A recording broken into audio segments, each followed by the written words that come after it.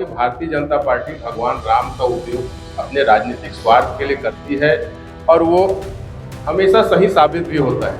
भगवान राम का उपयोग ये चुनाव के समय करेंगे और चुनाव के बाद ये लोग भगवान राम को भूल जाते हैं। भारतीय जनता पार्टी के राज में जिस तरह से चढ़ावा में हेराफेरी की गई है, चढ़ावा की जिस तरह से चोरी की गई है कि भारतीय जनता पार्टी के लिए राम और गाय सिर्फ वोट देने के सिवाय किसी काम के नहीं है।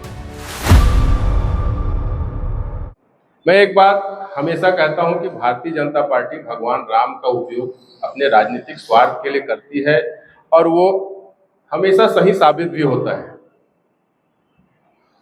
भगवान राम का उपयोग ये चुनाव के समय करेंगे और चुनाव के बाद ये लोग भगवान राम को भूल जाते हैं। चंदा चोरी का मामला है अयोध्या के राम मंदिर में। एक भी भारतीय जनता पार्टी का कोई कार्यकर्ता, पदाधिकारी, कोई भी बड़ा नेता इस संबंध में अभी तक ना कुछ बोला है और ना आगे बोलेगा। इसलिए नहीं बोल रहे हैं क्योंकि ये लोग खुद शामिल हैं इस अपराध में। बिना मुहूर्त के भगवान राम की स्थापना की गई थी, ये उसका परिणाम है। सारे शंकराचार्य जी कह रहे थे कि मुहूर्त नहीं है, लेकिन राजनीतिक स्वार्थ के चलते उन्होंने भगवान राम की प्राण प्रतिष्ठा की और उसका परिणाम आज सबके सामने है। जो भगवान राम इनको आज कुर्सी पे बैठाए हैं, वही भगवान राम एक दिन इनको कुर्सी से उठाएंगे, ये भी तय है। क्योंकि भगवान राम हमारे आस्था के प्रतीक हैं और ये ऐसे ऐसे लोगों को जेल भेज रहे हैं जो एक प्यादे हैं। चंदा चोरी में सारे लोग शामिल हैं और ऐसे लोगों को जेल भेजा जा रहा है जो एक प्यादे हैं। चंपत राय, अनिल मिश्रा जैसे लोगों को पकड़ने की इनकी हिम्मत भी नहीं हो रही है, क्योंकि अगर वो अपना मुंह खोलेंगे तो शायद भारतीय जनता पार्टी के बड़े बड़े लोग भी नहीं बच पाएंगे। तो ये स्थिति है वर्तमान में। राम के मंदिर निर्माण के लिए न सिर्फ भाजपाइयों ने चंदा दिया, बल्कि यहां तक कि कांग्रेस के हमारे प्रदेश के पूर्व मुख्यमंत्री ने साबित किया कि 1,21,000 रुपए का चंदा उन्होंने भी दिया है। कांग्रेस के तमाम लोगों ने चंदा दिया है। यहां तक कि 3-4 मुसलमानों का नाम आ रहा है जिन्होंने राम मंदिर के निर्माण के लिए चंदा दिया है। भारतीय जनता पार्टी के राज में जिस तरह से चढ़ावा में हेराफेरी की गई है, चढ़ावा की जिस तरह से चोरी की गई है, इससे ये साबित होता है कि भारतीय जनता पार्टी के लिए राम और गाय सिर्फ वोट देने के सिवाय किसी काम के नहीं है। अभी तो मैंने कल एक नारा दिया है बलौदा बाजार में कि मुंह में राम, जेब में चंदा, भारतीय जनता पार्टी का यही धंधा।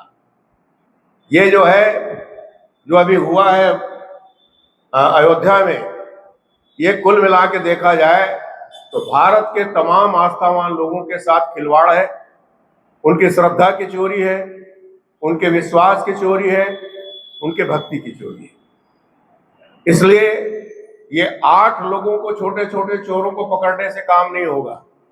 कांग्रेस पार्टी ये सवाल करती है कि जब चढ़ावा चोरी के लिए लापरवाही की जिम्मेदारी चंपत राय के ऊपर है, चढ़ावा चोरी के बाद ट्रस्ट के सदस्य अनिल मिश्रा के संपत्ति में वृद्धि हुई है, चढ़ावा चोरी के बाद गोपाल राव के ऊपर भी अनेक आरोप हैं, ये ट्रस्ट में क्यों बने हुए हैं? ट्रस्ट का अर्थ होता है विश्वास। इस ट्रस्ट ने अपना विश्वास खो दिया है, तो पूरे ट्रस्ट को भंग करके नए ट्रस्ट का निर्माण क्यों नहीं हो रहा है? ये एक गंभीर प्रश्न है।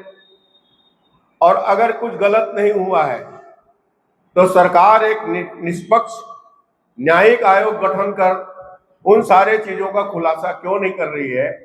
क्योंकि ये साधारण बात नहीं है।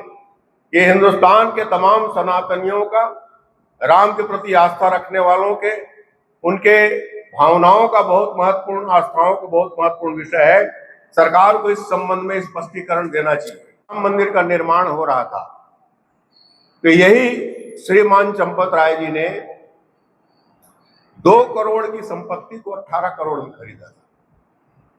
तब भी कांग्रेस पार्टी के लोगों ने और देश के तमाम लोगों ने ये प्रश्न उठाए थे, और अगर उस वक्त ही इस पर कार्रवाई हो जाती तो शायद ये नौबत नहीं आती।